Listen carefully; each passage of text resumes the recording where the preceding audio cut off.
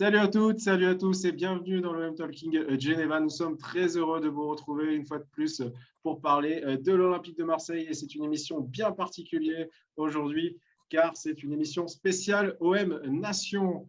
Vous savez que vous pouvez nous joindre, nous suivre sur notre page OM Nation Genève que vous trouverez sur Facebook, Instagram et Twitter.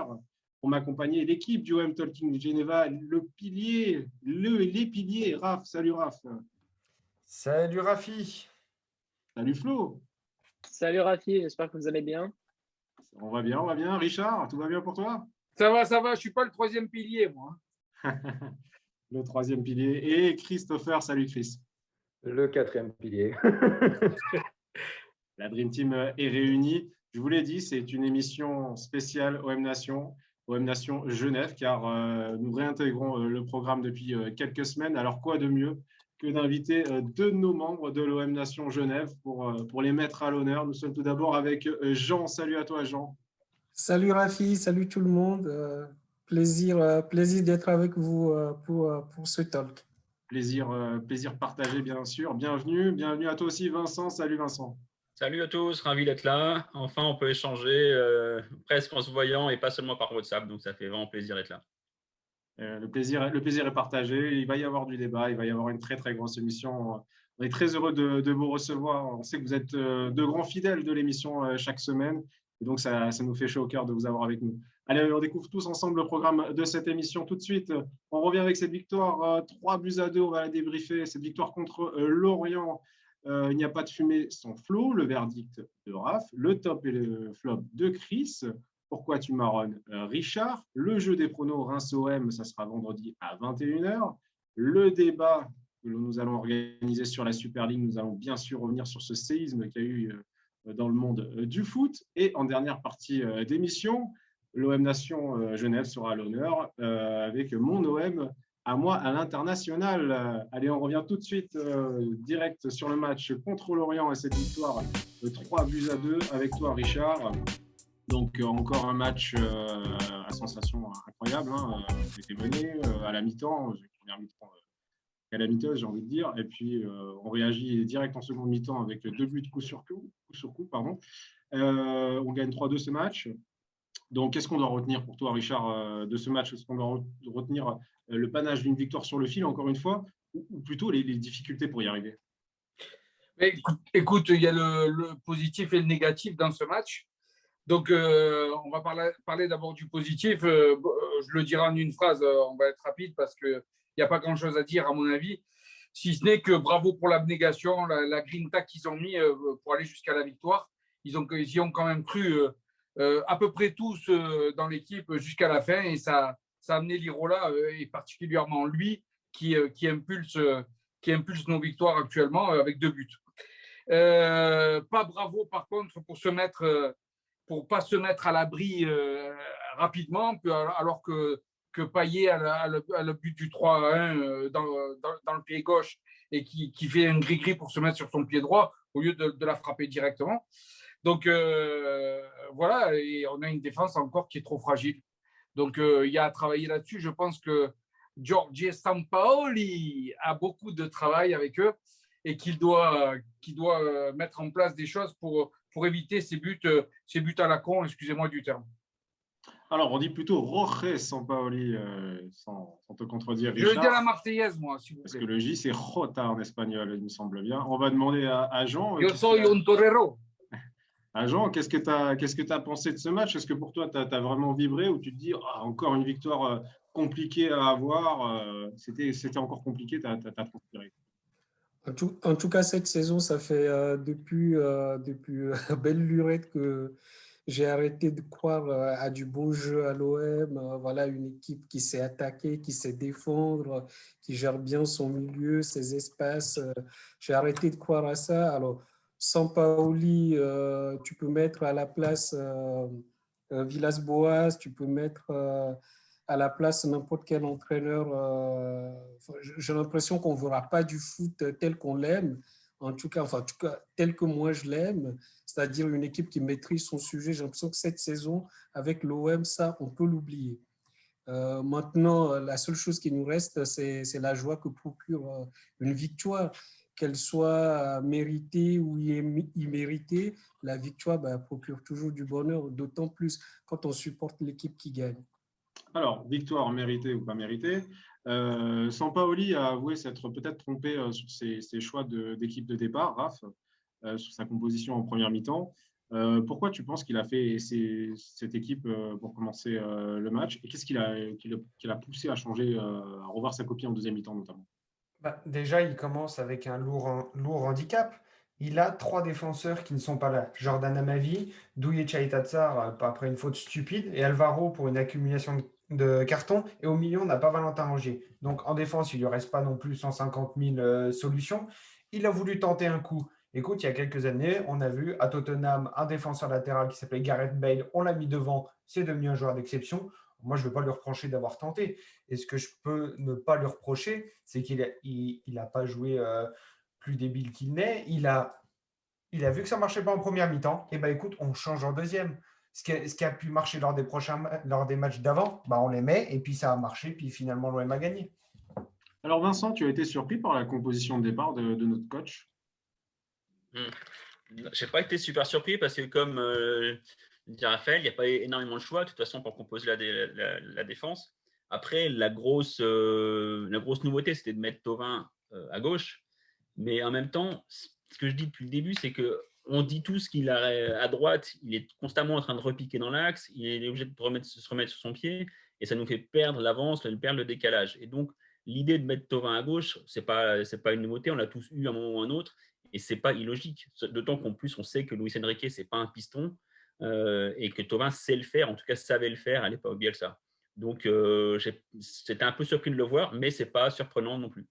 Ok, on va revenir avec toi, Flo, sur ce Sampaoli time qu'on parle depuis le début de l'arrivée de notre coach argentin. Donc, les chiffres, 4 des 12 buts inscrits par l'OM en Ligue 1 depuis l'arrivée du coach argentin ont été inscrits dans les 5 dernières minutes. C'est quand même assez impressionnant. Et c'est autant que les 76 buts marqués, 76 parce qu'on est à OM Nation Genève ce soir, sous les ordres de André Villas-Boas. Est-ce que tu penses pour toi que le Sampaoli time, c'est vraiment une réalité statistique? Et si oui, comment tu pourrais l'expliquer? Pour moi, c'est pas trop une réalité statistique. Tu as fait la comparaison avec Villas-Boas. Villas-Boas, quand il faisait ses changements, quand il gagnait 2-1, c'était changement défensif et il blindait la défense. Et derrière, on gagne ou on fait match nul, mais au moins, on n'aura pas perdu trop de points. Alors que Sampaoli, tu vois que il essaye d'apporter de l'attaque. Il a mis quand même Luis Enrique, il a quand même fait rentrer Luis Enrique à la mi-temps. Donc, bon, je pense que c'est plus du côté des changements qu'ils font. Après, c'est sûr que quand tu fais 2-2 à la 75e, tu as envie de marquer le troisième et gagner. Donc, oui, c'est la grinta et les changements offensifs qui font que ce Sampaoli time existe. Ok, merci Flo. Jean, j'ai souvenir qu'on appelait au début à la fin des années 2000, fin des années 90 et début des années 2000, avec l'équipe d'Alex Ferguson, le Sir Alex Ferguson à Manchester United, le Fergie Time, parce que c'était une équipe qui marquait souvent dans les arrêts de jeu. Pour toi, tu penses qu'on pourra bientôt appeler ça le Sampaoli Time à Marseille aussi? Alors, personnellement, moi, je n'étais pas forcément ceux qui étaient absolument ravis par l'arrivée de Sampaoli maintenant. Maintenant, une fois qu'on a dit ça, c'est vrai que je dois reconnaître quand même que, avec son arrivée, il y a quand même quelque chose qui se passe dans les matchs. En tout cas, techniquement ou tactiquement, on va mettre ça de côté, mais en tout cas, au niveau de l'émotion, dans les faits de match, dans l'état d'esprit, on voit des petites choses qui changent. Je ne veux pas trop caricaturer Sampaoli, mais effectivement, ces petits changements qu'on essaie de voir dans l'état d'esprit ou dans la folie de fin de match, on pourrait le mettre au crédit de Sampaoli sur cet aspect qu'on lui connaît tous de l'homme à la grinta, l'homme qui transmet les émotions et tout. Ouais, deux choses en fait. C'est sur le côté grinta et grinta de fin de match. Moi, je le vois pas et je disais un peu. J'ai envie de rejoindre un peu ce que dit Flo. Il y a effectivement des changements offensifs, Luis Enrique, mais Luis Enrique, il rentre à la 45e minute. Et quand tu vois ce qui se passait sur ce match contre Lorient, il n'y a pas eu vraiment de changement de rythme dans les 5 dernières minutes ou dans les 10 dernières minutes pour mettre le feu. Et on a continué à attaquer exactement de la même façon. Et à un moment, ça paye. Alors, il se trouve que ça paye à la fin. peut-être parce qu'on est un peu plus en forme ou autre, mais je n'ai pas vu une grinta de folie à la fin. Et après, juste petite réaction sur ce que dit Jean. Il dit, voilà, on voit la grinta, mais on ne voit pas forcément le changement tactique. Moi, je trouve qu'il y a un énorme changement tactique entre ce que faisait AVB et Largué et ce que fait Sampaoli. Alors, ouais, c'est pas beau, c'est pas toujours génial et c'est pas le football qu'on aimerait voir, mais c'est quand même une énorme différence tactique. Alors, messieurs, on va rester sur Jorge Sampaoli, notre coach. Alors, Chris, je vais venir vers toi. Il y a une comparaison qui est quand même très, très flatteuse pour lui. C'est qu'il a gagné ses 4 premiers matchs à domicile comme un certain Raymond Goethals. Donc, c'est pas n'importe qui. C'est une comparaison très flatteuse pour notre coach argentin. Donc, j'ai envie de te poser la question. Est-ce qu'on peut donner cette comparaison au FC Enflammade et plus sérieusement s'attendre à une grande saison de la part de l'équipe l'année prochaine? Ben, c'est la question que je me pose parce que pour moi, les statistiques, c'est jamais par hasard. Pour une statistique, pour moi, elle est toujours significative. Et c'est vrai que c'est une très belle statistique qui rappelle vraiment des bons souvenirs aux supporters marseillais. Maintenant, si on rentre un peu dans l'analyse, je suis assez proche de ce que vient de dire Jean, excusez-moi, sur ce qu'il pense, c'est-à-dire l'aspect émotionnel que déjà Sampaoli semble avoir déjà apporté. Et il me semble que ces 4 victoires à domicile peuvent être expliquées justement par cette transmission des émotions. Parce qu'on voit techniquement, ça ne va pas encore. De toute façon, l'équipe, elle va certainement beaucoup changer d'ici l'année prochaine. Tactiquement, on voit qu'il y a des choses qui commencent à rentrer chez certains, mais chez d'autres, il y a encore vraiment, vraiment du travail. On y reviendra, je pense, aussi après dans le top flop. Donc, on voit déjà qu'il a déjà transmis quelque chose. Et ce qu'il a transmis, c'est cette émotion. On parlait tout à l'heure de grinta. Moi, plus que de grinta, je voudrais plutôt dire de passion. Une passion de revenir au foot, une passion de se refaire plaisir. Pour moi, le but, par exemple, de Payet est tout à fait significatif en cela. Et voilà, donc j'ai beaucoup d'espoir pour l'année prochaine, effectivement, et que l'apport de Sampaoli sur l'année prochaine puisse peut-être se transformer en quelque chose d'extraordinaire. On verra. Vincent, sans vouloir défendre Jorge Sampaoli, son bilan à domicile est quand même bon, on va dire, 12 points sur 12, donc c'est quand même un sans faute. Est-ce que tu es confiant pour la saison prochaine d'avoir un coach qui, comme disait Chris, va transmettre vraiment une passion à ses joueurs, peut-être à ses futurs joueurs qui arriveront à la saison? Alors ouais, le bilan est super bon. Est-ce que ça nous donne des indications pour l'année prochaine? Je ne sais pas, on a tous de l'espoir de toute façon de le voir vraiment jouer son football avec les joueurs qu'il aime. Au moins, je pense qu'on verra des choses tactiquement et techniquement un peu au-dessus. On en saura un peu plus. Après, sur le FC Enflammade, la comparaison avec Goethals, faudrait regarder les archives, je ne sais pas, mais les adversaires ne sont pas les mêmes. Donc, c'est compliqué de comparer 4 matchs avec 4 autres matchs. Mais en tout cas, ouais, je suis assez confiant pour l'année prochaine. On va pas s'enlever ce plaisir quand même. Allez, Jean, on t'écoute. Oui, et puis quand on parle aussi de ces émotions de fin de match, il faut pas oublier aussi qu'on a eu quand même un changement majeur. Je pense aussi depuis l'arrivée de Sampaoli aussi, il faut mettre en phase l'arrivée de Sampaoli aussi avec le recrutement qui a été fait en hiver, notamment l'apport de Lirola, parce que vous avez beau faire passer des émotions à Sakai, mais il n'arrivera jamais à faire un centre correct. Donc voilà, si vous gardez Sakai à droite, vous avez beau lui faire passer toutes les émotions que vous voulez au monde, il n'arrivera pas à faire au centre. Donc voilà, je pense que l'apport de Lirola fait beaucoup aussi dans ce système, donc ce qui fait que à la fin, quand tu pousses, avec un mec qui sait déborder, qui sait faire des combinaisons en 3, qui sait centrer, au final, voilà, quand tu pousses, il y a un résultat à la fin. Merci à toi, Jean. Allez, on va parler avec toi, Raph, du prochain match. Donc, vendredi, l'OM se déplace à Reims. Équipe de milieu de tableau, spécialiste des matchs nuls. 7 matchs nuls sur ces 9 derniers matchs. Je te pose une question simple, mais à la fois compliquée. Que doit faire l'OM pour changer la tendance et prendre les 3 points? Eh ben, il va falloir qu'ils essayent de réfléchir un petit peu, parce que Reims, c'est une équipe qui joue très bien en contre, surtout contre les grosses équipes. L'autre fois, j'ai regardé le match face à Lyon, ils ont joué à 11 derrière pendant tout le match en sortant juste 2-3 fois. Et ils ont fait un match nul que Lyon a arraché au dernier moment. Donc Reims, c'est une équipe qui est redoutable en contre. Il va juste falloir bien doser entre la créativité technique et puis s'assurer aussi que derrière, on ne prenne pas des foudres. Parce que vu que Alvaro et Chaita Tsar, surtout Alvaro, même si je l'adore, la vitesse n'est pas son point fort, il faut faire attention. Ok, merci Raph. Allez, rapidement, Vincent, dans un premier temps, Reims, il faut faire attention. Ouais, il faut faire vraiment attention parce qu'en attaque, ils sont meilleurs que Lorient. Il y a vraiment du talent. Sur les ailes, il y a vraiment du talent aussi. Et on sait que c'est solide en défense. Donc, c'est vraiment le match piège. Enfin, pas piège parce qu'on sait à quoi on s'attend, mais ça va être compliqué. Ouais. Surtout qu'on sait que face à des défenses regroupées, on a du mal à circuler. Donc, ça va être dur. D'accord, merci. Et toi aussi, pour ta part, Jean, ben, il faut faire attention à ce match.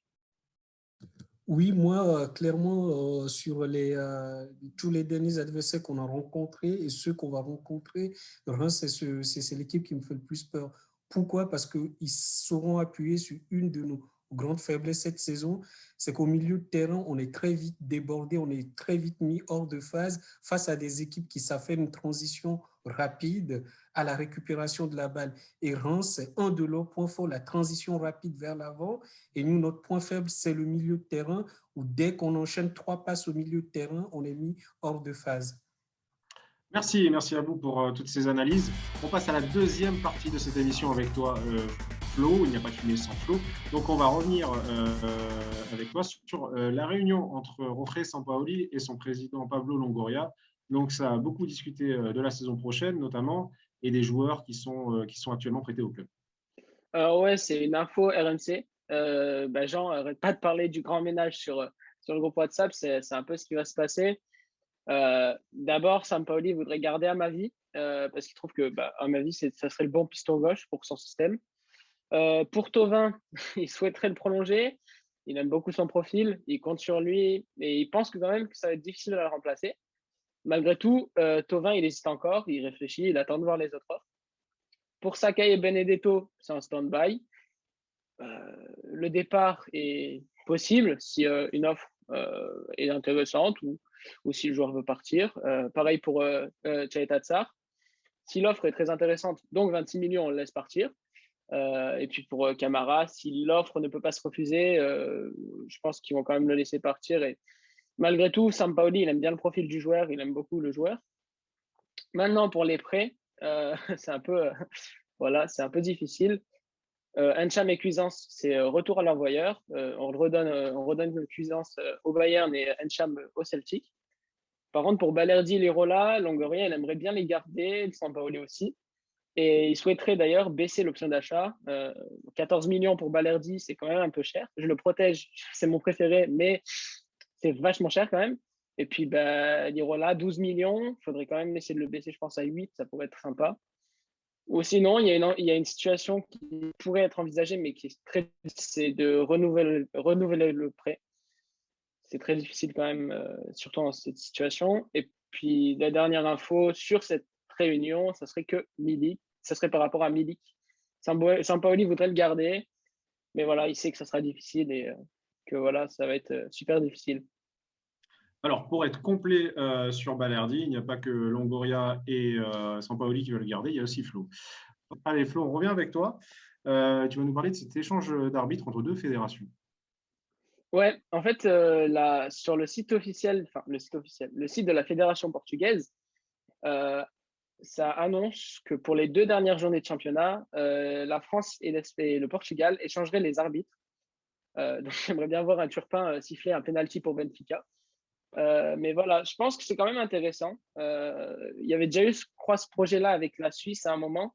Ça ne s'est pas fait. Bon, là, c'est avec le Portugal, un pays assez similaire au niveau foot. On verra si l'OM et si les Exa, en fait, au niveau de l'arbitrage, si c'est vraiment les arbitres français qui sont contre l'OM ou c'est juste l'OM qui fait des conneries, quoi. Et puis sinon, autre info, sur la Ligue, Kipsta deviendrait le sponsor officiel ballon du championnat en 2022. Donc Kipsta et Decathlon, quoi. Oui, l'info est tombée cet après-midi, je crois. Allez, on passe à la troisième partie de cette émission. Merci Flo. On passe à la troisième partie avec toi, Raph, le verdict de Raph, comme chaque semaine. Donc Raph, on revient bien sûr sur ce dernier match contre Lorient, cette victoire 3-2. Est-ce que tu pourrais nous expliquer, selon toi, pourquoi l'OM n'a eu besoin que si peu de temps pour remonter ce match, refaire basculer complètement ce match en seconde mi-temps? C'est un truc tout bête. En Ligue 1, c'est un constat qui est fait par tous ceux qui regardent un peu la Ligue 1, c'est en Ligue 1, tu réfléchis, tu cherches des solutions pendant 10 minutes, ça y est, tu gagnes le match. J'ai l'impression que l'OM, en gros, première mi-temps, c'est en fait, on prend l'autoroute A6, direction le sud, pendant la quinzaine d'août, où c'est bondé, puis on se dit, tiens, si je coupais par une nationale, oh purée, ah, j'arrive beaucoup plus vite, je mets pas de bouchon. Ah bah tiens, je vais peut-être faire ça après.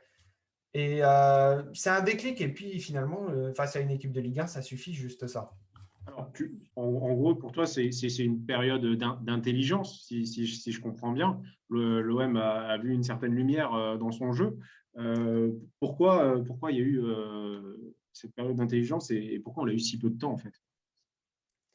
Mais alors, intelligence, je me repose la question de savoir si c'est le bon terme. Je parlerais peut-être plus de créativité en réécoutant ta question. Parce que je pense qu'on a tous été désespérés en voyant Milik qui faisait des tonnes d'appels dans le dos des défenseurs où il y avait 30 mètres entre le but et puis les défenseurs et personne ne lui donnait ballon. Je pense qu'il est arrivé dans le vestiaire. Il a dû dire aux autres, bon les copains, je ne vais pas courir comme ça pendant 45 autres minutes, donc au bout d'un moment, vous allez me mettre le ballon. Et qu'est-ce qui s'est passé? Camara fait une super passe en profondeur. Milik fait une passe en retrait et but de Payet. Petite anecdote, le ballon entre la passe de Camara et le but de Payet n'a pas touché le sol. On voit ça, il y a le premier but. Le deuxième but, oh bah tiens, Lirola s'engouffre derrière les défenseurs. On lui met le ballon, ça fait but. Et là, l'OM se dit, ah bah tiens, on a trouvé le bon filon. Mais sauf qu'après, Lorient, ils ont bien compris, ils ont pris 2 buts, ils ont resserré derrière. Et donc, mais l'OM a continué encore pendant un moment. Et après, à la fin, ils ont eu un petit éclair de génie, enfin un petit coup de bol quand même. Ce Lirola, il a dû dire, bon écoutez, je suis dans un bon jour, on la tente. Hein. Mais moi, ce qui m'a énervé, c'est ce manque de créativité technique. On trouve une solution, on voit que l'équipe en face, après avoir pris 2 buts, décide de verrouiller derrière, et ça y est, on continue à faire la même. On se dit, ils vont peut-être bien oublier de réfléchir un moment. Vincent, je te sens un peu perplexe. Est-ce que tu es assez d'accord avec Raph? Pour toi, l'OM a changé de visage en seconde mi-temps ou tu n'es pas vraiment d'accord avec les propos de Raph? Ouais, c'est compliqué en fait, j'arrive pas à trouver vraiment l'explication. Il y a effectivement le premier but où c'est le premier ballon donné dans la profondeur de tout le match, et évidemment ça paye. Donc là, effectivement, c'est flagrant. Et après, il y a une période de 10 minutes où tout ce qu'on tente plein axe, ça passe tout le temps. Le deuxième but, il revient un peu plein axe quand même.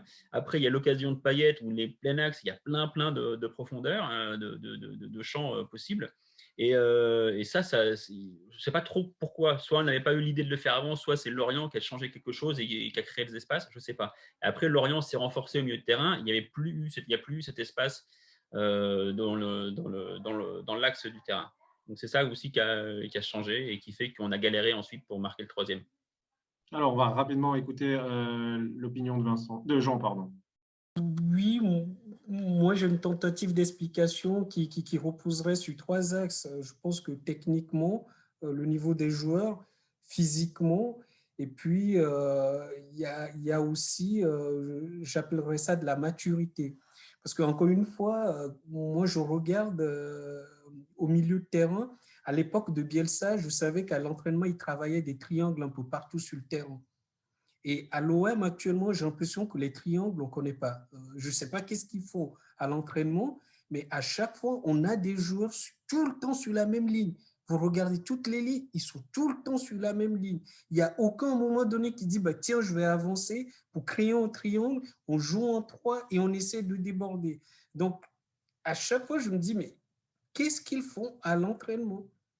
Et pour longtemps, c'est la réponse que je n'ai pas. Donc, c'est pour ça que je dis, soit c'est un problème de niveau technique, tactique et puis de maturité. Merci à toi, Jean. Allez, Raph, je reviens vers toi pour la conclusion de ta partie. Par rapport à tout ce que tu nous as dit, est-ce que tu verrais un lien avec les déclarations récentes de Longoria et Sampaoli? Eh bien, écoute, quand même, on peut, même s'il y a beaucoup de progrès à faire dans le niveau technique, tout ça, il faut quand même se réjouir parce qu'on a un vrai technicien sur le banc, pas un manager, mais vraiment un technicien qui est totalement en phase avec son directeur sportif. Les deux veulent créer une sorte d'identité de jeu un peu à la Marseillaise. Ils voudraient peut-être faire ça. Et je trouve ça tellement bien parce qu'en France, C'est quelque chose qui est aberrant. En fait, dans les centres de formation, on regarde les gamins qui sont un peu plus développés physiquement, ceux qui sont plus costauds, peut-être plus rapides, mais qui, quand tu leur donnes un ballon dans les jambes, ils savent rien en faire. Mais c'est pas grave parce qu'ils sont physiques. Et j'ai l'impression qu'à l'OM, avant, on n'a axé que sur ça. Des joueurs qui ne réfléchissent pas. Moi, je m'en fous. On peut avoir un joueur qui fait 25 km par match. Je m'en fous. S'il ne sait pas quoi faire quand il a le ballon, il peut faire des bons replis défensifs. Mais si après, quand il faut partir en contre, il court comme une mule devant sans regarder, ça ne servira à rien. Et moi, ce qui m'a fait assez rire cette semaine, c'est quand même quand Longoria a déclaré tout ça, on a quand même vu qu'en France, il y avait un vrai problème sur notamment la formation des jeunes. C'est qu'on a vu quand il a déclaré ça, oh là là, tout le football français s'est ému et on a retrouvé une belle unité française des entraîneurs et des joueurs pour dire ah mais non, on ne joue pas comme ça, alors que tout le monde en Europe dit mais les Français en fait, les jeunes en France, dès qu'ils peuvent, ils se barrent du système de jeu français parce qu'ils n'en peuvent plus. Ils veulent jouer techniquement. Merci, Raph. Allez, très rapidement, Richard, et on enchaîne. Je suis d'accord avec toi, Raph. On forme trop des athlètes plus que des techniciens. Sauf que, il faut que tu me rappelles de combien de Coupes d'Europe on a gagné. Et il faut que tu me dises quel est le niveau des clubs français par rapport aux autres clubs européens des plus grandes nations, c'est-à-dire l'Angleterre, l'Italie et l'Espagne qui gagnent régulièrement des Coupes d'Europe. Et nous, on est toujours à la traîne. Pourquoi ? Parce qu'on a une formation qui est pourrie et qui ne tient pas la route. Donc, ton histoire de technique, c'est bien beau, mais il faut voir qu'est-ce qu'il faut faire pour aujourd'hui un petit peu pouvoir rivaliser avec ces clubs-là. Hein, si, comme tu m'en as fait référence cette semaine, et je m'en suis rappelé, tu parles des gens comme Lopez, hein, qui est soi-disant plus technique que des Africains d'Angers qui le mettent dans le vent et qui lui mettent 10 mètres dans la vue. Je suis désolé, je ne suis pas d'accord avec toi. Des mecs comme ça, on en a besoin. Sauf qu'il faut aussi les former techniquement. Hein, tu ne peux pas te permettre d'avoir des Lopez qui n'arrivent pas à suivre un Africain du Congo qui lui met 10 mètres dans la vue. D'accord ? Voilà. Alors, les athlètes, on en a besoin, mais après, il faut les former techniquement. Rapidement, juste un mot. Messi doit faire 1m70 à tout péter. Niklas Süle, le défenseur du Bayern. Des Messi, tu en as combien ? Doit faire, mais attends, laisse-moi. Doit faire 1m90 et pourtant, Messi, il fume Süle. C'est pas une question de physique, c'est une question de technique. Oui, mais ton Lopez, il fume pas Süle. Donc, c'est une question de technique. Merci, messieurs. Merci, messieurs. Allez, on va continuer et on va passer avec toi, Chris. Au top et au flop, la parole est à toi. Oui, alors là, cette journée, ça va être particulier parce que, comme vous savez, on fait toujours le top et le flop en prenant en compte les notes des examinations. Et quel est mieux que cette fois-ci prendre les examinations en les ayant directement avec nous ce soir. Donc là, c'est quand même royal. Donc, alors là, on va faire quelque chose un peu plus long que d'habitude, c'est de savoir qui a mis la pire note et qui a mis la meilleure note, sachant qu'on va compter aussi Jean et Vincent, qui ont bien sûr noté en tant qu'Webnation à côté avec le système de notes habituel. Donc, ouvrez vos micros tous. Et je vous invite, à votre avis, d'abord, qui était le plus sévère sur ce match-là, à votre avis ? Moi, non, c'est pas toi. Moi, je sais qui c'est, mais je laisse deviner cette fois. Ouais, je pense que chacun dit, on essaie de deviner chacun. Allez, au hasard, Jean. Non, ça aurait pu, mais non. Moi, je dis ce soir, c'est Flo. Eh oui, c'est Flo. Flo s'est lâché. Cabinet de voyance. 3,7 de moyenne, il a mis au match. Alors voilà, donc Flo, déjà, est-ce qu'on peut, tu as parlé pourquoi qu'est-ce qui s'est passé sur ce match-là ? D'habitude, tu mets des 6, des 7, des 8. Qu'est-ce qui s'est passé ? Je sais pas, j'en attendais beaucoup plus en fait. Puis c'est la défense c'est plus c'est pas le mouvement offensif en fait, ça que j'ai noté. C'est plutôt les mouvements défensifs qui m'a complètement déçu quoi. Mais sinon, oui, je suis d'accord. Franchement, je trouve quand même que je me suis bien lâché. Mais ouais, ok. Flo, pour bien noter, il faudrait que tu allumes la télé des fois quand même. Bon, après, il faut savoir, il y a Vincent qui était dur. Vincent, il lui a mis 3,9 de moyenne. Donc voilà, il n'était pas seul, Florent. Voilà. Vincent s'est lâché aussi. Donc, voilà. Donc, oui, Jean a mis 4,2 de moyenne. Et puis, donc, qui c'est qui a mis la meilleure note? Alors, attention, on est ex aequo. Ah mince, je l'ai dit. Donc, voilà. Désolé, j'ai dit. Rafi, Non, mais j'avoue, j'ai fait partie, parce que j'ai dit on. Voilà. Donc, j'ai fait partie des personnes à avoir le mieux noté, mais je fais égalité avec quelqu'un, avec qui ça va surprendre aussi. c'est Qui ou a bien moi ou noté le match. Rafi. Ou moi ou Mais Rafi. avec Raph. Eh ben non, c'est Richard, effectivement. On a mis un 5,5 de moyenne. Voilà, on a bien aimé le match. Voilà. Alors moi, pour ma On part, a quand même gagné, les gars. Hein. voilà, pour ma part, déjà, 1, on a gagné. Voilà, tout à fait. 2, j'ai eu l'émotion, donc j'ai kiffé. Et puis 3, finalement, il y a quand même 2-3 joueurs, je trouve, quand même, qui ont sorti un peu du lot. Alors, vous, quand il ne faut pas être sévère, vous êtes sévère. Et quand il faut un petit peu lâcher du lest, vous allumez tout le monde. Moi, j'ai été gentil cette semaine. Hein. Rassurez-moi. Oui, toi, Raph, oui. Enfin, Attendez, Chris et Richard, rassurez-moi, vous n'avez pas bu de tisane ensemble pour être aussi généreux. Non. Le soir, il essaie de me rejoindre dans ma chambre, mais je refuse. Il s'enferme à clé toujours. Hein. non, Raph, il était gentil, il a mis la moyenne. Il a mis 5 piles. Donc voilà. Après, si je peux me permettre, la question, c'est pas de savoir si on doit être méchant ou doit être plus gentil, c'est d'être juste avec le match. Objectif. Mais Jean, sur ce match, on est dans une moyenne. On n'est pas. Il y a du bon, il y a du mauvais. Tu vois, Lirola, il nous sauve le match. Payet, il fait une reprise de volée. Attends, Richard. Là, on va passer au top flop juste après. Voilà, juste laisse-moi finir. D'accord. Donc, on ne brûle pas les étapes. Voilà, on brûle pas les étapes parce que justement, maintenant, on va passer au top flop. Donc, on va commencer par le flop. Allez. Donc, le flop, comme d'habitude, on ne va pas changer d'habitude. On va commencer par le flop de nos invités. Donc, la particularité. D'habitude, vous savez, je demande quel est le flop. Ben, la particularité, c'est que moi, je sais le flop déjà à l'avance. Donc, on va commencer par le flop de Jean. Alors, Jean a mis en numéro 1 Cuisance. Pourquoi Jean Cuisance? Ah oui. Comme le pire. Enfin, je pense que ça se passe de commentaires. Je pense que oui. Match... Casper, c'est son cousin, non? Mais enfin, tout à l'heure, je parlais des 3 niveaux que je trouve qui manquent cruellement à cette équipe de Marseille cette saison, c'est-à-dire techniquement, maturité. Excusez-moi, jusqu'à preuve du contraire, il n'a aucun des 3. Enfin, on lui a donné énormément de chances pour qu'il me prouve des choses. Et il n'y a pas sur... bon, OK, il a quand même mis des buts. On va lui accorder. Mais sur le reste, pour quelqu'un, moi, on me l'a vendu comme un super espoir venant du Bayern. Enfin, je me frisais déjà les moustaches pour me dire, tiens, on va voir quelque chose. Enfin, on a eu de l'idée un peu dans le recrutement. En fait, la déception, elle est très grande par rapport à ce qu'on nous avait promis, au fait. Et alors, juste je voudrais répondre à Jean. Juste une petite seconde. Très vite. Juste un petit mot. Jean, mais tu sais, tu as raison sur Cuisance, on ne peut pas être satisfait, tu as totalement raison. Mais il y a déjà quelques semaines, je disais une chose, c'est que j'ai l'impression que ce garçon, c'est beaucoup mental. Parce que regarde bien quand il fait ses prises de balle, il a quand même un toucher de ballon qui est pas inintéressant, tu vois. Mais bon, et pour l'instant, il est mauvais, ça c'est sûr. Alors, mais je crois qu'il doit prendre confiance.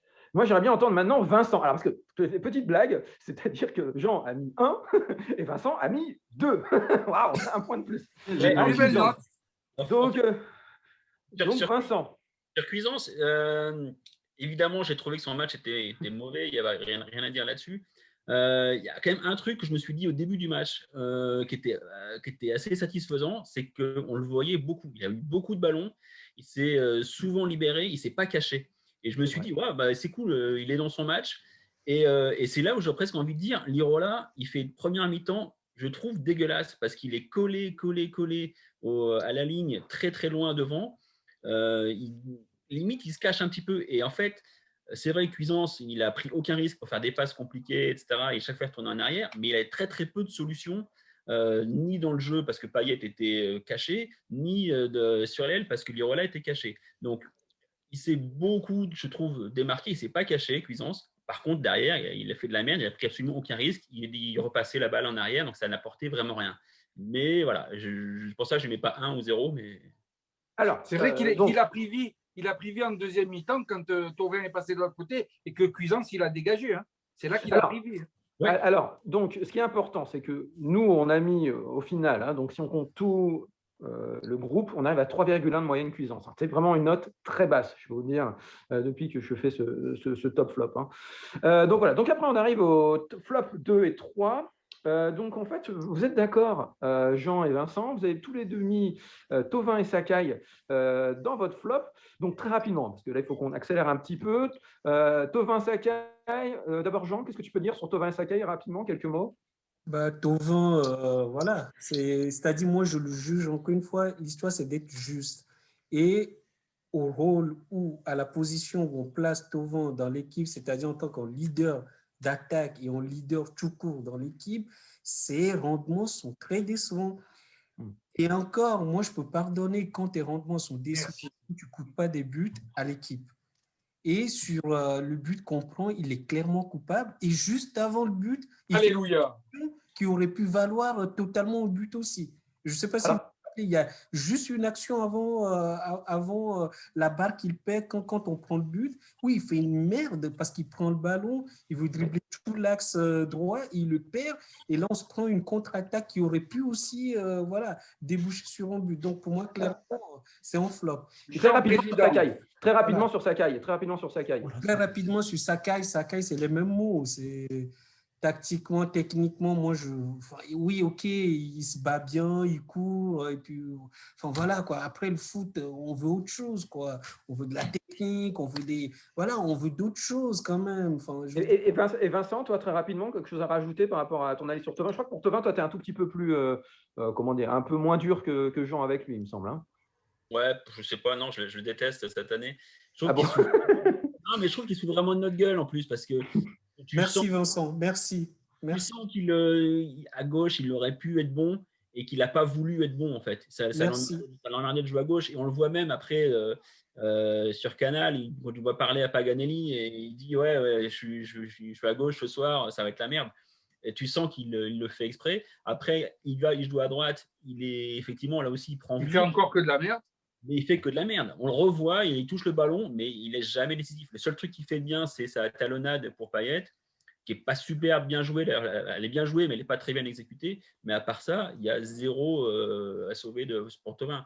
Et Sakai, ouais, il ne fait pas un bon match, mais je n'arrive pas à être méchant avec lui parce que déjà, il n'est pas gaucher du tout pour un sou. Donc, il joue à un poste compliqué. C'est un combattant, il te sauve. C'est des mecs comme ça que tu as besoin. Non, arrête, Richard, il ne te sauve pas. C'est à cause de lui que tu prends l'autre but, tu prends le deuxième but. Oui, parce qu'il n'est pas complet, parce qu'il n'est pas parfait, parce que c'est un joueur moyen, mais c'est un joueur moyen plus parce que c'est un guerrier. Non, je suis désolé. Là, Richard, Dieu sait que j'ai défendu Sakai, mais là, tu ne peux pas le défendre. Sur le deuxième but, il regarde le ballon. Il regarde le ballon. L'ailier, il a 25 mètres derrière lui. Le mec, c'est comme si Sakai n'était pas sorti. On va continuer, messieurs. Je suis d'accord avec toi. Sur la musique comme dans RMC avec le sifflet. Là. Il y a des débats ce soir. Voilà. Mais on en a plusieurs, malheureusement. Donc, on va continuer. Alors, Thauvin, Sakai, donc juste pour vous dire, donc on était d'accord, nous on avait mis Sakai. Ah non, alors, intéressant, c'est-à-dire que Thauvin, nous on sauve du flop au général, c'est-à-dire que si on additionne toutes les notes, donc 2 Sakai, voilà, comme troisième. Et le troisième flop, figurez-vous, c'est Perrin. Voilà, qui finit à 3,6. Et puis Thauvin n'a pas si mal joué aussi. Quatrième. Donc en fait, Thauvin est sauvé. En fait, Thauvin a été sauvé par la petite histoire, par moi et par Rafi. Voilà. Où nous, on a trouvé pas trop mauvais. Voilà. Du coup, on a sauvé Thauvin. Par contre, effectivement, Perrin, voilà, c'était plus problématique. Donc maintenant, on va aller sur le top. Pardon, je ne sais pas comment vous pouvez en vouloir à Perrin, parce que Perrin, il a fait son boulot pour faire minutes. Après, il est sorti. Perrin, pourquoi? Parce que c'est le plus jeune, mais il a rien à se reprocher sur le premier but. Et il est sorti parce que voilà, Camara est redescendu et puis qu'il fallait bien en sortir un. Mais autant je ne suis pas fan de Perrin, autant là, j'ai rien à lui reprocher du tout. Murphy, l'attaquant, il était dur à prendre. Hein. C'est la connerie de Tobé qui met Murphy en bonne position. Hein. C'est pas Perrin. Hein.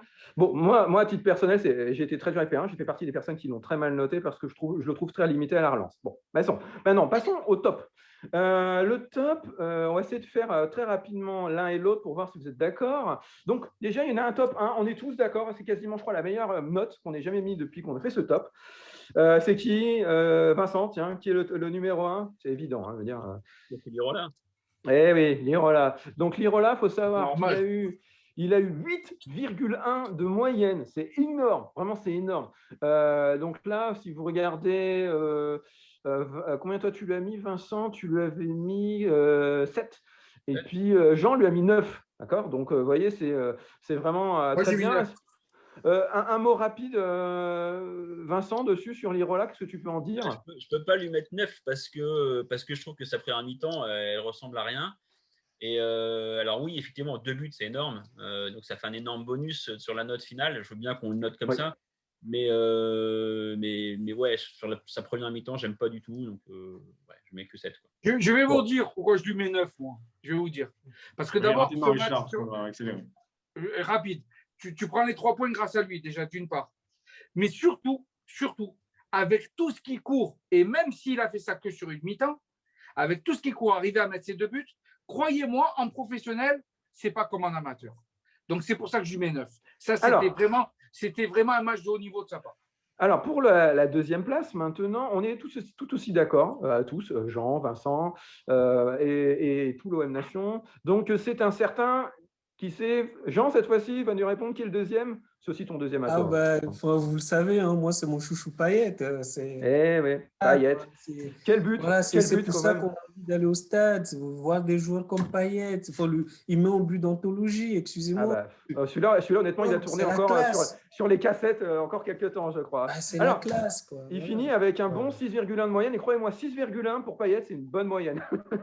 Donc voilà. Et puis même Vincent, qui a des fois été dur, je sais, avec Payet, lui a mis quand même 5. Voilà, donc c'est pas énorme, mais quand même, ça reste une note respectable. Donc voilà. Et le dernier des 3 qui a fini 3e, Jean, toujours, tu l'as aussi mis une note très correcte. Ce serait qui? Là, je ne me rappelle plus. C'est Milik. Ah, c'est Milik, oui. C'est Milik. Tu l'as mis 6. Alors,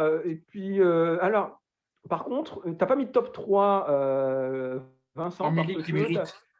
Tu as mis tout le monde à 4 après, Vincent. Donc, j'ai du mal à dire qui est le top 3. Qui tu mettrais parmi tous ceux que tu as mis à 4? Milik, il a fait un super boulot, mais bon, il n'avait pas été décisif. Il n'a pas beaucoup été trouvé. Camara, je l'ai trouvé super décevant sur ce match-là. Camara, d'accord. Ils ne sont pas sortis du lot, alors que normalement, c'est Camara qui remonte un peu les notes de tout le monde. Là, c'est ça. Il est moyen. Pas du tout. Donc, je n'ai pas trouvé d'autres joueurs à faire ressortir vraiment après. Alors, Milik, il finit à 5,25 de moyenne. Donc, c'est une bonne note si on prend tout le monde.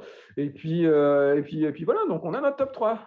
Donc voilà, je te rends l'antenne, Rafi. Merci à toi, Chris. Allez, on vient avec toi, Richard. Pourquoi tu vas rendre Richard cette semaine? Alors, c'est un Richard qui a 2 visages cette semaine. On va commencer par le Richard qui est content dans un premier temps. 2 visages, mais pas un masque. Hein. Alors, je vous explique mon point de vue ce soir. Comme on a dit tout à l'heure et tout au long de la soirée, il y a l'ambivalence entre le bien et le moins bien sur ce match-là. Donc, on a quand même réussi à produire du jeu. Tout à l'heure, Jean disait qu'il n'y a pas de jeu en triangle. Il y en a eu quand même 2 ou 3. Notamment, les buts, le but de l'Irola, le premier qu'il met, c'est un jeu comme ça en triangle où on lui met une petite balle dans le petit trou là et hop, il va marquer. Donc, bon, voilà, il y a eu, on y a cru jusqu'à la fin, comme je disais au début de l'émission. Il y a des gestes magiques, celui de Payet, comme tu viens de le dire, Jean. On y croit jusqu'au bout. Il y a des motifs de satisfaction. Il y a des prémices si vous voulez, aux stratégies de Sampaoli qui vont peut-être donner des résultats à venir en fin de saison, voire pour le début de la saison prochaine. Donc, si ça continue comme ça, je ne suis pas totalement mécontent. Maintenant, il y a la partie du jeu Marron Richard. Et oui, j'y viens, Richard. Voilà. J'y viens, il y a un Richard content, mais forcément, il y a un Richard pas content. Et oui, parce que, bon, voilà, il y a cette erreur et c'est pour ça que j'en veux beaucoup à Thauvin, encore une fois. Il m'énerve considérablement parce que, encore une fois, comme le disait Pierre Niguet, le journaliste qu'on a eu la semaine dernière, c'est parce qu'on l'aime bien, c'est parce qu'on croit en sa technique, on croit en lui. Faire des erreurs comme ça et donner cette fameuse impression qu'il en a rien à foutre. En fait, le gars, on a l'impression qu'il est sur son il n'a pas eu son jouet, quoi. Il n'a pas eu son transfert au Bayern de Munich ou au Milan AC, et il n'est pas content. Il n'est pas content, le petit gâté. Il n'est pas content. Donc, il fait des bourdes, il envoie des mauvais ballons. Résultat, Murphy, il nous fait un 2-2. Et il nous met le match très en danger. Donc là, je ne suis pas content du tout. Et voilà, on est encore limité sur le nombre d'attaques. On doit faire plus d'attaques avec les joueurs que l'on a. On doit faire plus d'attaques. Milik, je suis désolé, il est en face de la cage. Il n'a plus qu'un boulet de canon à mettre. Il fait une passe au gardien. Alors que tu dois marquer ce but. Il est seul devant les cages. Il a raté beaucoup de passes, contrairement à ce qu'on dit. Donc, lui aussi, il doit un petit peu se recadrer, Milik ou pas Milik. Voilà. Après, la défense, c'est toujours pareil, quoi. Qu'on ait Alvaro, qu'on ait Balerdi, qu'on ait Caleta-Car, on fait toujours des erreurs. Donc, c'est toute la défense qui doit travailler avec Sampaoli pour qu'on arrive à arrêter avec ces erreurs et arriver à trouver une stratégie pour stopper ces attaques fulgurantes des équipes adverses, parce que ça nous fait défaut. Voilà. Merci Richard. Rapidement, Jean, est-ce que tu partages l'analyse de notre ami Richard? Oui, globalement, enfin, je pense qu'il, pour revenir sur Thauvin, oui, moi, encore une fois, j'essaie d'être juste avec lui. Pour un leader d'attaque, bon, on attend autre chose de lui. Et puis après, je crois que je l'avais déjà partagé souvent dans le groupe, mais encore une fois, Thauvin, il a le boulard, il faut qu'il revienne sur terre. C'est un joueur, à chaque fois, moi, on me parle il va jouer à l'AC Milan, il va jouer au Bayern, je ne sais pas, à Séville, mais jusqu'à présent, Thauvin, il a fait quoi? Il a réalisé quoi exactement? Enfin, reprenons sa carrière, il a fait quoi? Il n'a pas réussi à s'imposer à Newcastle. On en est là. Et aujourd'hui, j'ai l'impression qu'on nous demande, quand j'entends toutes les émissions, on demande à l'OM de se mettre à quatre pattes pour Thauvin. Enfin, soit c'est moi qui ne comprends plus rien au foot, ou voilà, il y a quelque chose qui ne joue pas, quoi. Merci à toi, Jean. Allez, on passe au jeu des pronos Reims-OM vendredi soir à 21h. Alors, chacun, vous allez me donner votre pronostic, juste le score. On commence avec toi. 2-1 pour l'OM. 2-1 pour l'OM. Flo? Pareil, tu raffes. Pareil. Christopher? 2-1 pour l'OM. 2-1. Richard? Moi, je vais pas vous faire plaisir, mais bon, j'en ai marre de ne pas être réaliste. Et chaque fois que je suis pas réaliste, j'inverse le score. Donc, je vais dire 2-0 pour Reims. Parce que si ils refont comme la dernière fois, on va se faire enfoncer devant, en défense. Allez, 2-0 pour Reims. 2-0 pour Reims. Vincent, s'il te plaît. J'ai coupé la part en deux. Moi, je vais être sur un partout. Un partout. Jean? Ouais. Moi, je vais en 2-2 parce que je pense que ça va être un match où nous, on va attaquer, ils vont nous contrer. En tout cas, ça va faire des buts. 2 partout. 2 partout pour Jean. Et moi, je vais dire 2-0 pour l'OM. Allez, on passe au débat dans cette émission. Un débat très attendu. Vous savez, il y a eu une grande nouvelle avec la Super League. Avant de parler de la Super League, on va revenir avec toi, Raph, sur la réforme de la Champions League qui a été actée. Est-ce que tu peux nous rappeler un petit peu la nouvelle Champions League qui aura lieu dans cette année? Oui, alors la nouvelle Champions League que certains aiment surnommer la Champions League à la Suisse parce que on a piqué ce système au championnat d'échecs qui s'appelle comme ça. C'est un système à la Suisse. C'est très simple. Déjà, il y a 4 chapeaux de base de 9 équipes dans lesquelles on va tirer au sort pour faire 2 poules de 10 équipes à chaque fois. Dans ces 10 équipes, on va faire au total 10 journées. 10 journées, 5 matchs à domicile, 5 matchs à l'extérieur. Cela va nous donner un classement par poule qu'ensuite on va fusionner pour avoir un classement total. Donc ça, c'est pour les matchs de poule. Ensuite, les 8 premiers de ce classement fusionné vont directement en 8e de finale. Ensuite, les équipes allant de la 9e à la 24e place vont se disputer des barrages pour accéder aux 8e de finale. Le reste est éliminé. Il faudra donc, avant, pour gagner la Ligue des Champions, comme le Bayern la saison dernière, il fallait 13 matchs. Il en faudra maintenant 17 ou 19 pour gagner la Champions League. 19 si on joue les barrages après les phases de poule. Et, suivant les dernières rumeurs, il y aurait, il faut bien prendre au conditionnel, il y aurait 3 clubs français directement qualifiés et un via les tours préliminaires, alors qu'avant, c'était 2 clubs directement et un dans les tours préliminaires. Merci, Raph. Alors, on en vient à la Super League, comme je l'ai dit. Alors, un petit rappel des faits. Dimanche dernier, il y a eu un vrai séisme dans le monde du foot. La majorité des clubs les plus puissants, avec à leur tête un certain Florentino Pérez, le président du Real Madrid, ont décidé de créer la Super League, ce regroupement de clubs qui ont pour but de faire un championnat privé entre eux. Alors, ils sont bien sûr partis en guerre contre l'UEFA, la FIFA. Il y a même eu certains chefs d'État qui ont pris la parole, qui ont voulu s'en mêler, notamment Emmanuel Macron et le Premier ministre anglais Boris Johnson.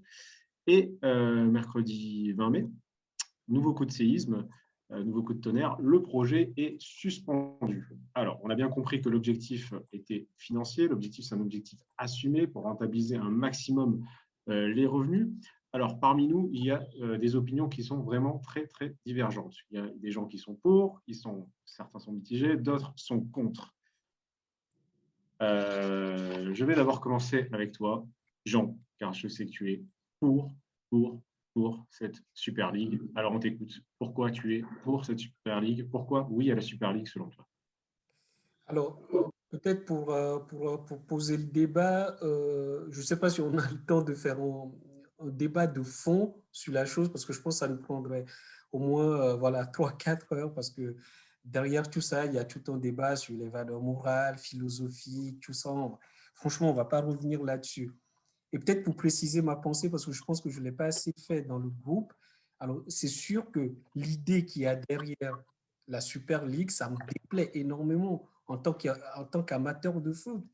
Mais ce que j'essaie de dire et de faire comprendre, c'est qu'une fois qu'on a dit ça et qu'on prend après les choses de manière réelle et factuelle, qu'est-ce qui se passe aujourd'hui dans notre foot moderne? Qu'est-ce qui se passe avec la Ligue des champions qu'on a actuellement? Qu'est-ce qui se passe avec le foot de manière globale, le foot globalisé? Le foot globalisé aujourd'hui, c'est tout simplement quoi? C'est juste du capitalisme qui est poussé à outrance, dont l'UEFA et la FIFA sont les premiers représentants. Toutes les réformes qui ont été faites aujourd'hui, jusqu'à présent, dans le foot, On est d'accord. que ce soit pour la Ligue des champions, que ce soit pour la Coupe du Monde, que ce soit pour l'Euro, ça a été dans une seule logique, faire plus de fric. Alors, il y a eu ces 12 salopards, eux qui ont... Mais c'est la logique de cette Super League aussi. Hein. Ben oui, justement, voilà. c'est ce que faut je bien veux le dire. savoir. En fait, la Super League, au fait, n'est que le fruit de ce système que l'UEFA a participé à créer. C'est tout. C'est simplement ce que j'essaie de dire dans le groupe. La Super League n'est que Alors, l'UEFA. Merci Jean. Alors, quand je vais rappeler à tous nos auditeurs qui nous écoutent, quand Jean parle du groupe, c'est bien sûr le groupe WhatsApp de la Nation Genève. On va passer à une autre personne qui est pour cette Super League également, c'est toi, Chris. Oui, moi je ne peux que donner raison à Jean sur tout ce qu'il dit. Donc moi en fait je suis complètement d'accord avec ce qu'il dit. Je suis plutôt pour, peut-être un peu moins, j'ai une position un tout petit peu plus UEFAïste également parce que je suis aussi attaché aux institutions. Donc moi ça j'aimerais bien qu'en fait que les deux discutent de nouveau. On y reviendra un peu plus tard.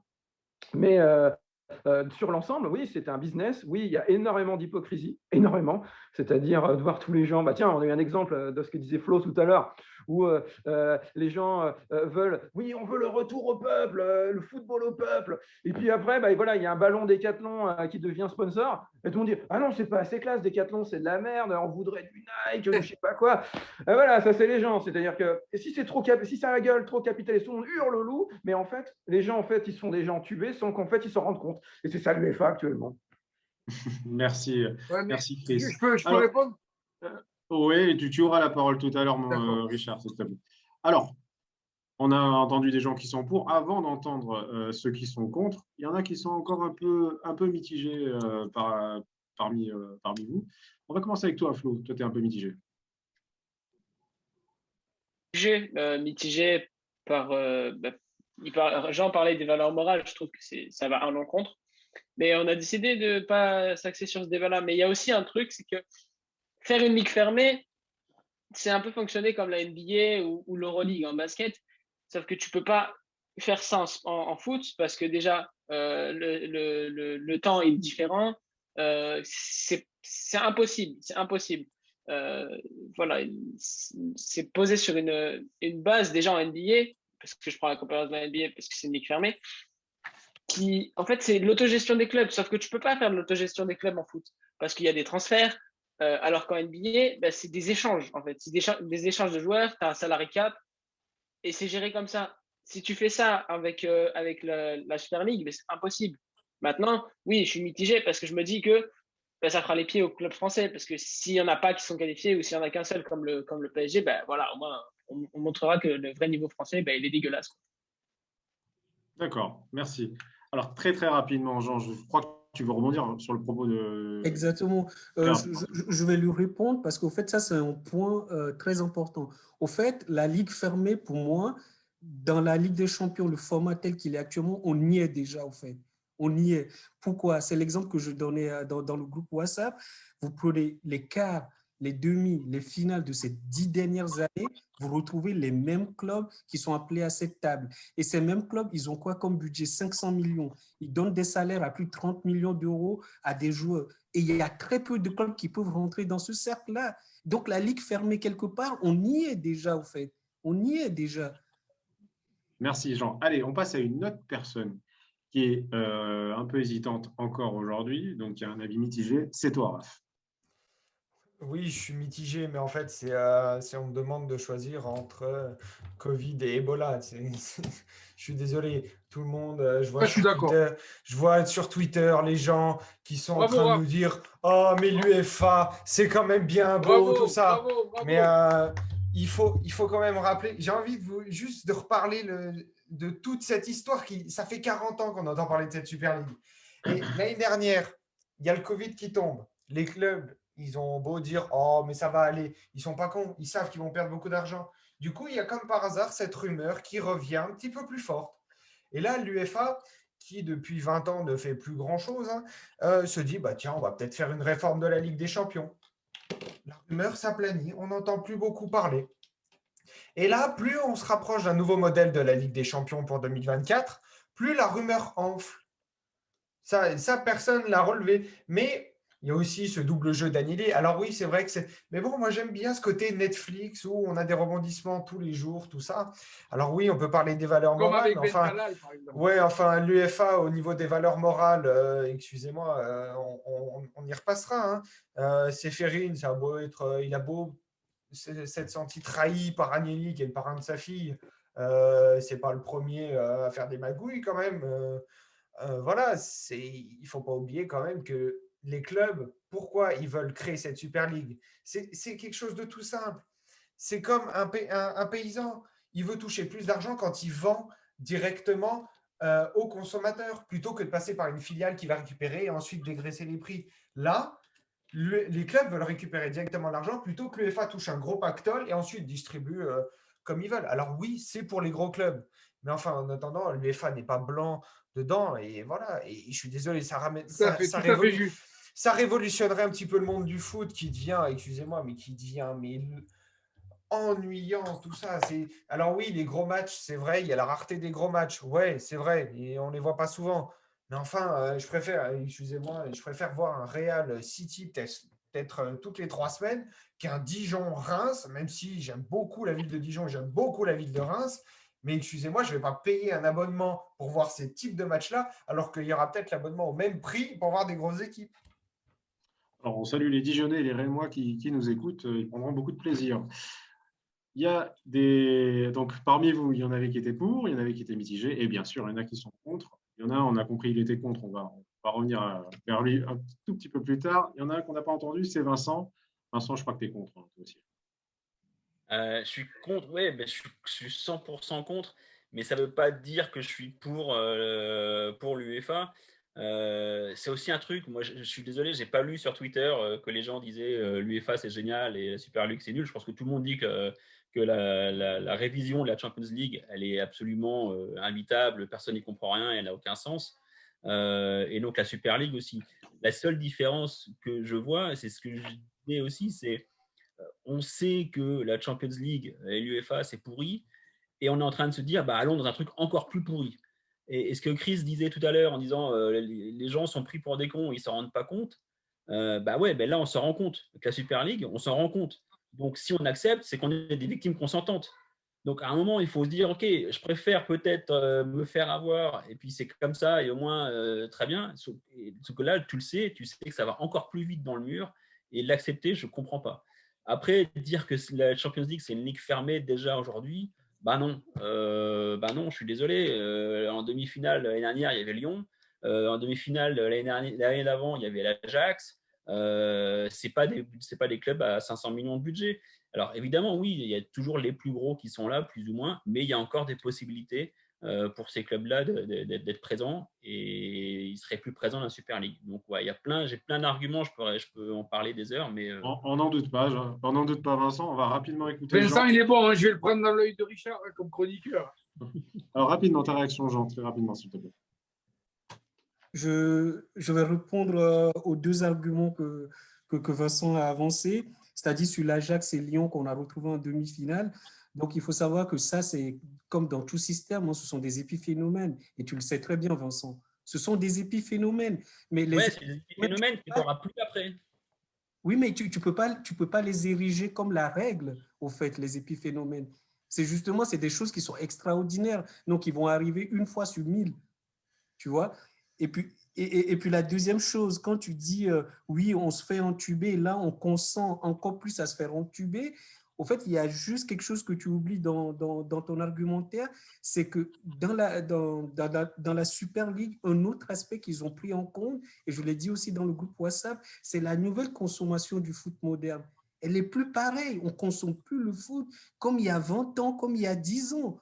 Aujourd'hui, le Chinois qui se trouve à l'autre bout du monde, lui, il a envie de voir que les gros clubs. Je suis désolé, mais malheureusement, c'est ça. Aujourd'hui, moi, je suis peut-être prêt à payer 30 €, comme disait Raphaël avant, mais c'est peut-être tout simplement pour voir mon OM. Jean, excuse-moi, mais le Chinois, de l'autre côté de la Terre, avec la Ligue des Champions ou d'autres très belles compétitions que nous avons, il va aller voir les gros clubs. Hein. Alors, Richard, voilà, on en vient à toi, justement. Ben, on sait que tu es contre. Dis-nous un petit peu ton point de vue. En fait, c'est un faux débat, les garçons. Parce que rajouter ça sur quelque chose qui déjà n'est pas équitable, et bravo à vous, les garçons, Raph et Flo, vous avez eu un discours vraiment parfait. Je vous donne 1000% raison, vous avez été au top tout à l'heure. Vraiment. On est déjà dans un système qui n'est pas juste. Tu as toujours les mêmes équipes que tu attends en finale de Ligue des Champions. Ce n'est plus du sport. Alors, je conçois tout à fait qu'il faut faire du business, que les aspects mercantiles font partie de ce sport qui est gigantesque et qui est interplanétaire. C'est normal. Ça crée du travail, ça crée des richesses, et c'est normal que certains se fassent du blé là-dessus. D'accord. Mais il y a l'esprit du sport. Avant de créer une Super League, assurez-vous déjà que les compétitions nationales et internationales habituelles soient justes.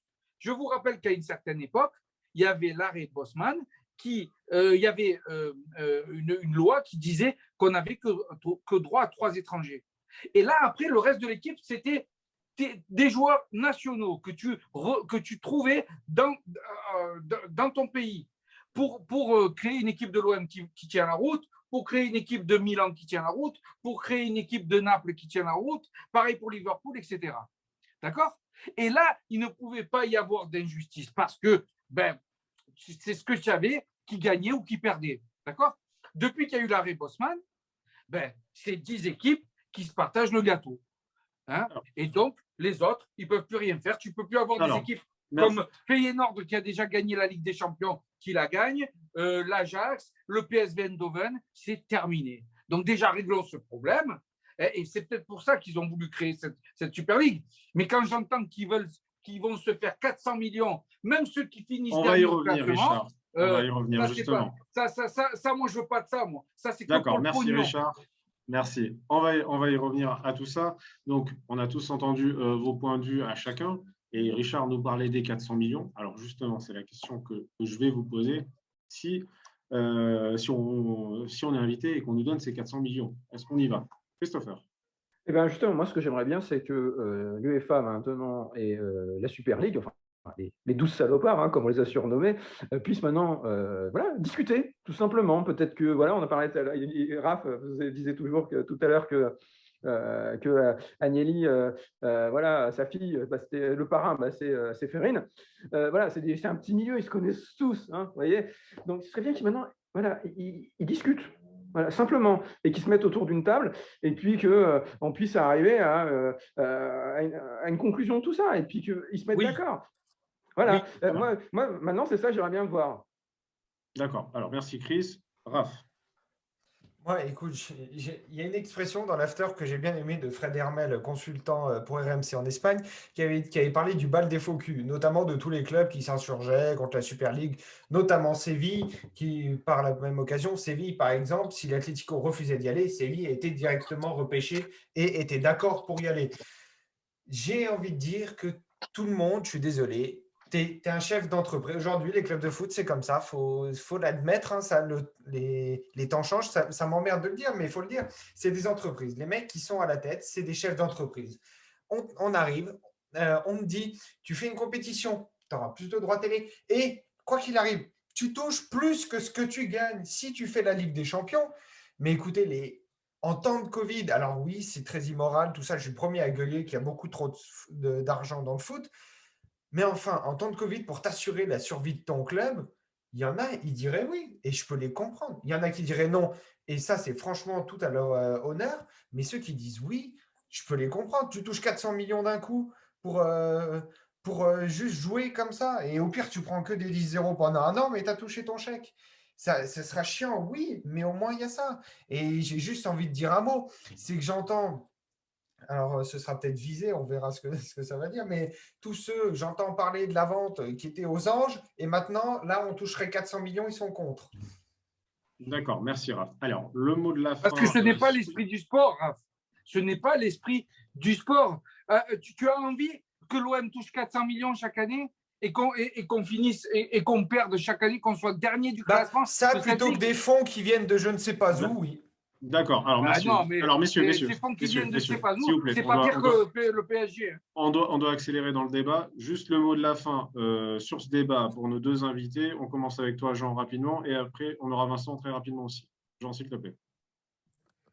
Alors, juste en point sur lequel j'aimerais revenir et poser une question directement à Vincent, c'est que, OK, moi, je veux bien qu'on parle d'équité dans le sport, de justice et tout, mais à ce moment-là, on aurait dû, dès le début, si Vincent peut me répondre, on aurait dû interdire le Qatar dans le football, parce que là, on a un État qui intervient avec des moyens illimités. Donc, face à la concurrence, par exemple, je prends l'exemple de Lyon qui est tout simplement voilà, un club bien géré par un chef d'entreprise qui se bat face à un État. Ensuite, je peux prendre même l'exemple de l'OM qui a gagné la Ligue des Champions. Je me rappelle à l'époque, l'OM n'a pas gagné la Ligue des Champions avec des clopinettes, hein, il me semble. À l'époque, on pouvait se permettre d'acheter pratiquement tous les meilleurs joueurs. Et ça ne posait pas de problème voilà, aux gens. Donc, s'il peut me répondre là-dessus. Alors, Vincent va répondre à Jean et on va conclure ce débat. Ouais, je ne sais pas si je peux répondre à toutes les questions. Effectivement, déjà, il y avait des limites. En 93, il n'y avait pas encore l'arrêt Bosman. On n'avait que trois étrangers, donc c'est déjà important. Après, moi, je n'ai pas parlé des valeurs morales. On peut en parler ensemble plus tard ou sur le groupe. Là, je n'ai vraiment pas parlé des valeurs morales. J'ai dit juste, voilà, Super League, voilà pourquoi j'aime pas ça, parce que je pense que ça n'a aucun sens. Et si tu veux, pour revenir au capitalisme et autres, dire que c'est l'évolution, c'est le sens de l'histoire, c'est un truc que j'arrive pas à comprendre. Moi, ce que je sais, c'est qu'on a toujours dit que le foot, c'était le plus beau sport du monde, le sport le plus pratiqué, et ça l'était à l'époque, avant l'arrêt Bosman, et j'ai l'impression qu'on est en train de le détruire, et tout le monde le voit, parce que les audiences baissent, parce que tout le monde en a marre, etc. etc. Qu'est-ce que vous faites de l'émotion ? Et l'émotion, vous la mettez où ? Ce que je veux dire, c'est qu'on est en train de dire, on avait déjà un sport qui était génial et on est en train de le pourrir. Toutes les audiences baissent et pour contrer ça, on est en train de dire il faut aller encore plus loin, encore plus vite dans le même système pourri qu'on a depuis 20 ans. Et je ne comprends pas, on est en train de s'empoisonner en pensant qu'on a la recette du problème. Ça n'a aucun sens. Merci Vincent. Pourquoi Oui, le Real merci. Madrid, ils veulent faire ça? Pourquoi? Parce qu'ils se retrouvent dans la merde parce qu'ils ont fait trop de prêts pour avoir les meilleurs joueurs du monde. Et avec le Covid, ils se retrouvent dans la merde. Donc, ils veulent créer ça. Florentino Pérez, il veut créer ça pour rester l'une des meilleures équipes. Sauf que ce qu'il n'a pas compris, c'est que ça ne marche pas comme ça. Il aurait dû prévoir des années avant qu'il pouvait avoir un truc comme ça et créer un fonds de roulement. Merci Richard. Allez, merci à vous tous pour ce débat. Voilà ce qu'on pouvait dire aujourd'hui sur la Super League. On passe à la dernière partie de cette émission qui va mettre à l'honneur l'OM Nation et l'OM Nation Genève, notre fan club. Donc, on va revenir un petit peu vers vous deux, Vincent et Jean. On va s'intéresser à vous, s'intéresser à votre supporterisme à Genève notamment. C'est un peu ce qui nous intéresse. Donc, je vais commencer avec toi, Vincent, en posant une question. Simple question, comment tu vis ta passion de supporter marseillais à Genève, loin du Vélodrome? Alors en fait, loin du Vélodrome, c'est effectivement compliqué, mais je le vis beaucoup mieux ici que dans mes précédentes expatriations. J'étais aux US pendant 5 ans, en Australie pendant 5 ans aussi.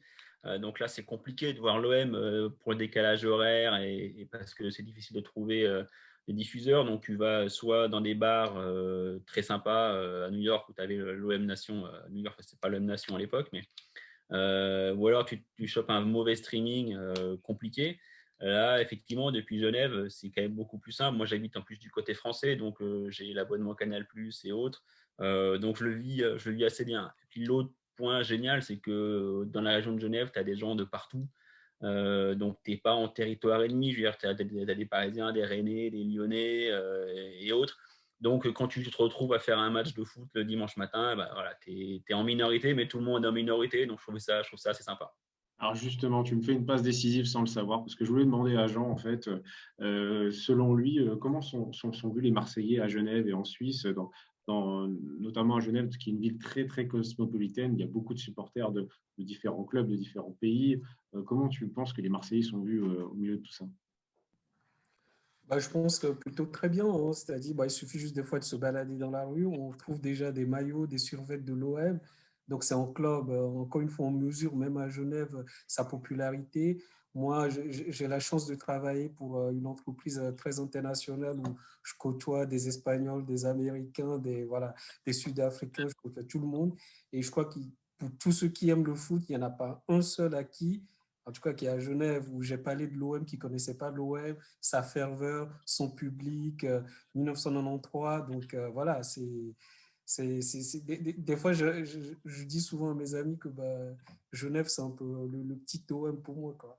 On va venir vers toi, Flo. Donc, Flo, je rappelle que tu es co-responsable de l'OM Nation Genève. Donc, tu vas nous parler un peu des projets et de la suite à venir pour le fan club. Oui, co-responsable avec toi et Raph quand même, hein. Je n'ai pas envie de prendre la responsabilité, mais oui, les projets, ce qu'on aimerait bien mettre en place, déjà, dès que la situation le permettra, remettre en place les rassemblements au pique-nique, se retrouver, échanger, parce qu'il n'y a rien de mieux que de discuter devant un match, devant une bonne bière ou devant un bon pastis. Voilà, après, il y a aussi le développement de nos réseaux sociaux, de la chaîne YouTube, avec de nouveaux concepts de vidéos, de faire des vlogs peut-être avant match, pendant le match et les après-matchs, quand on se rassemble au pique-nique. Et puis aussi un développement du talk, tout simplement. Alors, juste pour rappeler, hein, le Pickwick, c'est le bar où on se retrouve tous. Hein, voilà, parce que je n'étais pas forcément sûr pour nos auditeurs qui nous suivent au-delà de Genève. Et voilà, et comme avant l'interruption de Chris, je comptais aussi rajouter quelque chose qui est d'actualité encore. C'est le déplacement à Marseille pour un match. C'est un truc avec le programme OM Nation, ça nous permet d'aller voir un match. Merci Flo, on espère qu'on pourra bientôt y aller. Merci Juste une précision, Rafi. Oui, on aura l'occasion lorsqu'on reprendra les matchs au Pickwick, de donner l'adresse. Et ceux qui veulent monter de Marseille pour venir voir un match avec nous, ils seront les bienvenus. Avec plaisir, bien sûr. Merci à vous deux, Jean et Vincent. C'était un plaisir de vous recevoir enfin parmi nous. Merci beaucoup. Vous êtes les bienvenus. Merci. Vous faites partie de la famille OM Nation Genève. Merci à toute l'équipe du Merci Talk les gars. qui a préparé cette émission et merci à vous de nous suivre chaque semaine. Et on se dit à la semaine prochaine. Salut, bye bye, ciao.